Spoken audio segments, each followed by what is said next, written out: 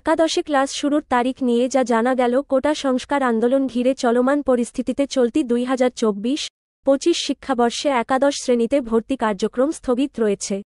আগামী 28শে জুলাই থেকে আবারও শুরু হবে ভর্তির কার্যক্রম। এই প্রক্রিয়া চলবে 1 আগস্ট পর্যন্ত। একই সঙ্গে চলতি শিক্ষাবর্ষে একাদশ শ্রেণীতে অনলাইনের মাধ্যমে ভর্তি হওয়া শিক্ষার্থীদের ক্লাস আগামী 6 আগস্ট মঙ্গলবার শুরু হবে। বুধবার 24শে জুলাই আন্তঃশিক্ষা বোর্ড সমন্বয় কমিটির সভাপতি অধ্যাপক তপন কুমার সরকারের স্বাক্ষরিত এক বিজ্ঞপ্তিতে এ তথ্য জানানো হয়। বিজ্ঞপ্তিতে বলা হয়, 2024-25 শিক্ষাবর্ষে একাদশ শ্রেণীতে অনলাইনের মাধ্যমে নির্বাচিত শিক্ষার্থীদের কলেজে ভর্তি কার্যক্রম অনিবার্য কারণে বন্ধ আছে।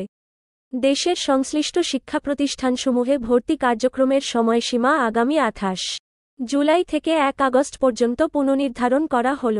ভর্তি নীতিমালা অনুযায়ী গত 15 জুলাই থেকে একাদশ শ্রেণীতে ভর্তি কার্যক্রম শুরু হয়। এই ভর্তি প্রক্রিয়া শেষ হওয়ার কথা ছিল 25শে জুলাই। তবে 18 জুলাই থেকে শিক্ষা প্রতিষ্ঠান বন্ধ ঘোষণা করায় ভর্তি কার্যক্রম স্থগিত হয়ে যায়। চলতি বছর এসএসসি ও সমমান পরীক্ষায় 11 শিক্ষা বোর্ডে পাশ করেন 16,72,153 জন। ফল পুনর্নিরীক্ষণে আরও প্রায় 1000 শিক্ষার্থী ফেল থেকে পাশ করেন। তবে সারা দেশে একাদশ শ্রেণীতে ভর্তিযোগ্য আসন রয়েছে 25 লাখের মতো। তবে মানসম্মত শিক্ষা প্রতিষ্ঠান রয়েছে খুব অল্প। এতে মেধাবীরা প্রত্যাশিত কিছু কলেজে ভর্তি সুযোগ পেলেও অনেকেই বঞ্চিত হবেন।